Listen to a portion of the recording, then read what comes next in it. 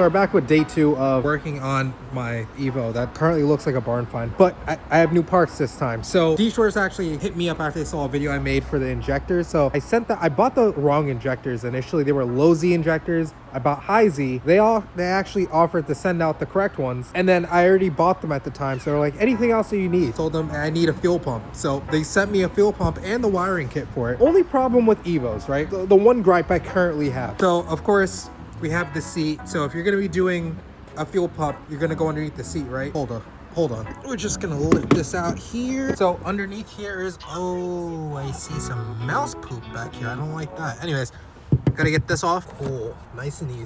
Let me make sure this is the right one. You want me to take this plate off here for you? Yeah, actually. Yeah, this should be the right one though, but it has a rubber line going to it. We got 9 minutes before the auction's over. I'm still winning. I'm getting myself that Tahoe. I want that currently Tahoe. bidding on a Tahoe. I'm bidding on a Tahoe PPV K9 unit, okay? With only 85,000 miles on it. It's coming home with me. Someone say it's a big dog.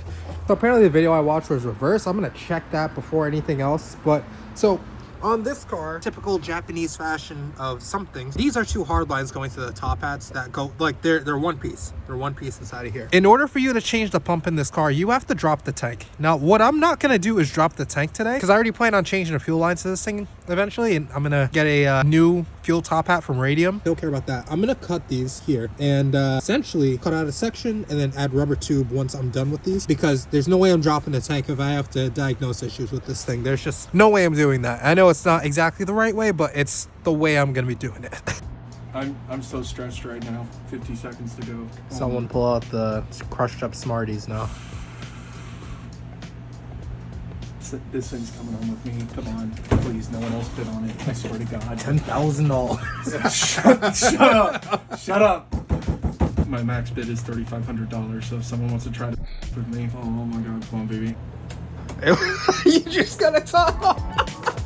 I just got a Tahoe! D-Works sent over a 420 liter per hour pump. The stock pump is a 255 liter per hour pump, which is pretty small, like I said before. But Mitsubishi did something a bit weird with this fuel system. So as you see, we have the fuel top hat right here. And as you see, we have a rubber line right here. This goes from one side of the tank to the other. What we also have is in one piece of the metal top hat is also a metal fuel line going straight to it on both sides for the feed and return. So this means that you have to drop the tank to change it. I'm not dropping the tank. So we're cutting right here and we're gonna call it a day. So I'm gonna be using a plumbing cutter. We're just gonna go back and forth. Any other way to do this would probably catch the car on fire, and I don't want that. I got it out.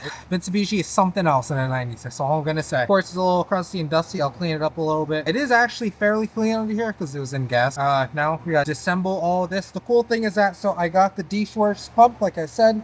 This is a 420. Honestly, right about the same form factor. I mean, the body's a little bit bigger, but the head itself on top is a little bit smaller, so it looks like it will fit the same. Comes with a kit with a whole new fuel filter sock and everything, and you know, seals and stuff. So we're gonna put it together to make sure I get a little pick. Take out all these little connectors. Okay, so I've gotten it mostly. I had a little issue where the screw was a little bit of a pain. The thing decided to mar itself. I probably didn't use the right screwdriver.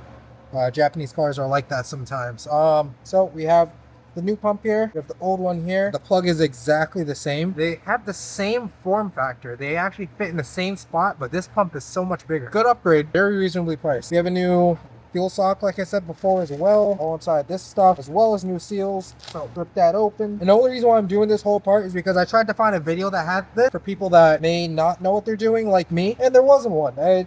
There's one video that I watched from an Australian guy. He just sped through the whole thing. It was all time lapse. Shout out to D-Schwartz. That's going on my car. You also get another sticker right here. And you got the fuel sock right here. So take this, rip it open. You get the sock, and I believe there's a snap ring in here. Yep, don't throw it away without getting this. So if you take a look at the old pump, you have the plug on this side, you have the feed on that side. So, which means the sock goes towards the feed. Exactly what we're gonna do. And take these pliers right here. I'm just gonna take off the plastic cap. Be careful when you're doing all of this. Obviously, you don't want to break your stuff. Oh, I forgot. There's also a cap on this. Take this cap off. We're getting late into the night for today, even though it's only been a couple minutes for you guys. So I finished the pump, of course, like I told you guys. And I also went and cleaned up the lines, like I said. So these things are now circular again. I'm gonna put hose in between them, clamp them down, and then I'll worry about the wiring tomorrow. So let me get this in here. I finished the pump. I also went and cleaned up the lines. Like I said, these things are now circular again. I was able to get the lines on and they are all tight. Both of them, both feed and return. So all we got to do now, I've wired up or crimp connected, butt connected the relay that D-Shorts has provided to the power wires, and I'm gonna heat shrink it now. I'm gonna snip this next off the bat just to create a better ground because this is gonna go to a separate chassis spot. And I have now finished for the most part. So I got everything wired up. The connector is just placed there. Did the line going to the other side of the tank. I just got to run my power and ground tomorrow because I'm on a good record of leaving when I know I should leave. So that's what I'm doing. I like this. I waited weeks and weeks and spent a whole lot of money for my last parts for this car. We're talking about some metal clips, literally just metal clips. And it's funny to even say because these metal clips here are just for the injectors for this car. Not even for the injectors, for the injector connectors. Because these are what holds the clips inside of the injectors itself. Now, trying to get inside the car. I've had an issue with this car for quite a while. I've never documented it on here on YouTube. Right now, door is locked. If you go, the door locks, unlock, there's nothing. It doesn't catch. Doesn't catch at all. You can literally, you might be able to hear it. Locking it, it catches. Unlocking it doesn't work. However, if you pull the handle and do this, you start to feel something in the key. So I think there's something up with like the unlock, I guess the wire, whatever it is inside of this door that caused it to unlock, because I pull the handle enough and I go and I turn the thing and it works. Well, it works after like 40 times. It's not realistic. So I just go in the passenger side and open the door. But yeah, so obviously it doesn't work. Gotta go to the passenger side. Don't get me wrong, I love this car. This was the only issue with this car when I got it. Literally just like the unlock, and over here, unlock it, works perfectly fine. Also, shout out to Symphonic Systems, my own exhaust company. Launch coming soon, because I did not forget to make the videos for that. Okay, gosh.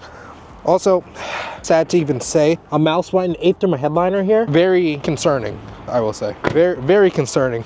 I don't even know how I got up there in the first place. All right, so back to the car where we have all the things lined up here. The clips are in the back. Of course, the injectors are on the back side of the motor on the intake manifold. So that's where we got to get to. It's cool because there's a little pocket there that the camera's in. It's almost like it was made for it, you know? So the clips that we have are these little metal clips here. They're like, I'm telling you, they're the smallest things. They almost look like staples. So they go inside these connectors here that connect to the injectors. No, that one almost fell. So the way that it works is you just literally bend it and set it inside the recess here. Come on, buddy. Come on. Never said it was gonna be easy. I just said that's what you do. Now we're semi-stuck. These just wanna be terrible to me, but it's okay. It's okay. All right, these are not easy ones to get in, but this is how I did it. So you have the clip here. What you gotta do is spread it over the top and pull these feet actually back.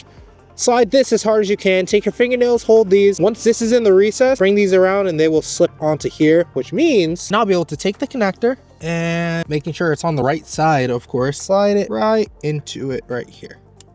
Like that.